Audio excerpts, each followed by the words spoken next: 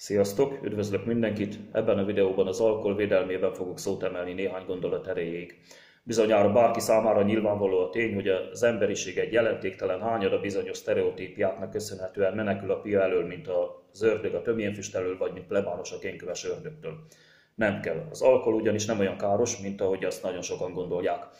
Legalábbis egy bizonyos szintig. Persze ez a szint mindenkinél más, legfőképp testsúlyfüggvénye, de ha az egyén megtapasztalja a saját kapacitását, amivel szakzsargonnal élve képes egy spicces állapotban maradni, és nem esik be az asztal alá, akkor a piálás igenis egészséges tevékenységnek nevezhető. Nálam történetesen ez a spiccességi állapot úgy 3-8 üvegsör intervallumába helyezhető, attól függően, hogy éppen milyen a hangulatom, esetleg megfejelem 2-3 felessel, vagy ahogy mondani szokás tüskével, de ahogy az előbb mondtam, ez egyénenként változik. Amúgy ennek a mennyiségnek kb. A duplájától már én is úgy nézek ki, mint a napos csibe felhőszakadás után, úgyhogy általában azért vigyázok. Az erre vonatkozó sztereotíp meglátás pedig abból fakad, hogy nagyon sokan vannak, akik egyszerűen képtelenek parancsolni az alkohol iránti oltatatlan vágyuknak, így rendszeresen húgyos részegre vágják magukat, aztán még olyan dolgokat művelnek, amiket egyébként eszükbe nem jutna, hogy mit tudom én, lefossák a szomszéd kerítését, vagy felállnak a bárszékre és megcsapkodják a farkukkal a kocsmapultot, szóval ilyesmi. De lássuk, hogy mi az, ami miatt egyesek félnek az alkoholtól, másrészt pedig egy bizonyos szintig miért nevezhető egészséges tevékenységnek a piálás. Ami miatt jogosan tartanak tőle, az az, ahogyan a részegek általában viselkednek.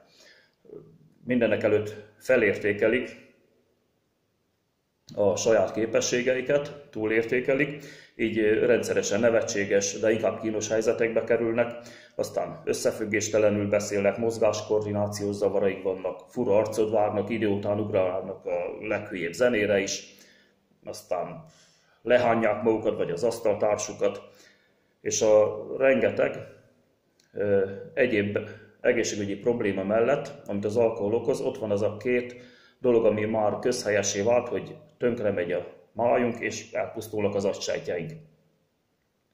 Hát pedig ezek sem törvényszerűek, mint ahogy azt a nagy közönség szajkozza,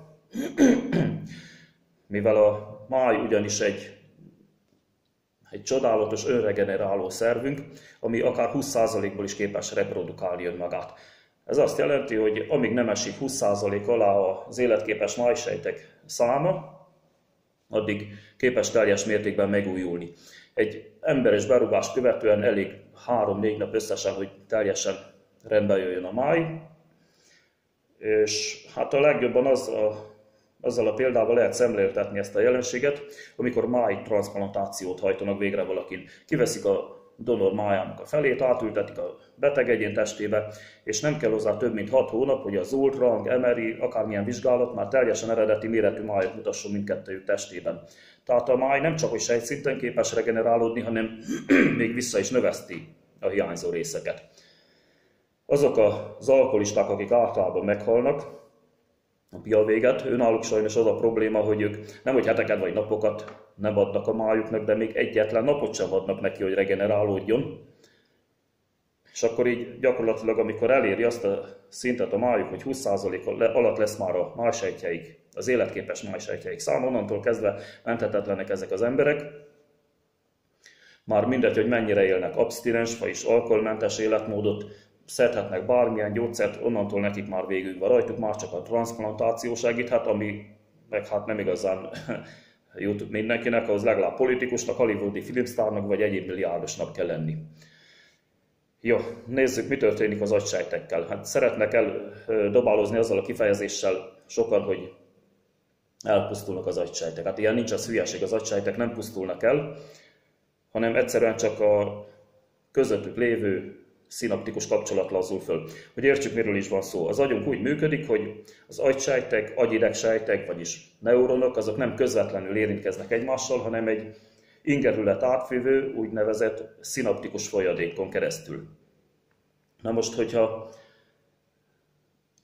alkoholt iszunk, akkor ezt úgy kell elképzelni, ezt a jelenséget, mintha az alkohol ezt a ingerület átfűvő szinaptikus folyadékot fellazítaná, felhígítaná, és akkor ezáltal ez a szinapszis, az agyidegsejtek közötti kapcsolat, ezek a szinapszisok fellazulnak, esetenként akár meg is szűnhetnek.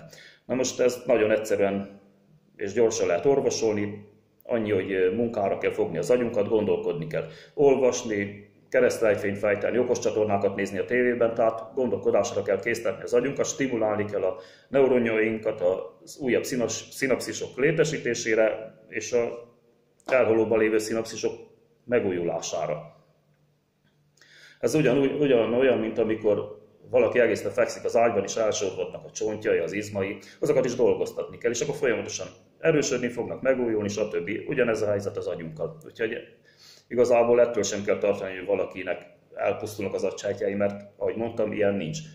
Sima ösztökéléssel vissza lehet hozni a régi agyi működést, és már is kiütöttük a demencia lehetőségét. Jó, nézzük, miért egészséges a spicces állapot. Ilyenkor a szervezet egyfajta dopingolt állapotba kerül, aminek az eredménye lesz az élesebb látás, jobb reflexek, nagyobb fizikai erő, izomerő, erősebb libido, jobb emésztés, akkor felturbózott agyműködés, aminek köszönhetően sokkal könnyebben jutnak eszünkbe dolgok, emlékek. Régen tanult idegen nyelven úgy leszünk képesek beszélni, mintha akkor jöttünk volna ki a suliból, meg ilyesmi. Ráadásul jelentős stressz csökkentő hatása is van, erre szoktuk azt mondani, hogy kiengedjük a gőzt. Aminek köszönhetően egy csomó idegi alapon, tehát ilyen idegi alapon működő problémát kiüthetünk, mint a pszichoszomatikus betegségek, na ezt akartam mondani. Tehát elejét vehetjük egy Rahedli betegségnek.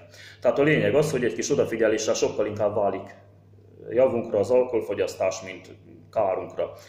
Úgyhogy akkor így a védőbeszédem végére már csak annyit tennék így zárszóként, hogy alkoholisták felőfejjel, számotokra sincs minden elveszve. Köszönöm a figyelmet, szevasztok! Na végre, ezt a pillanatot vártam.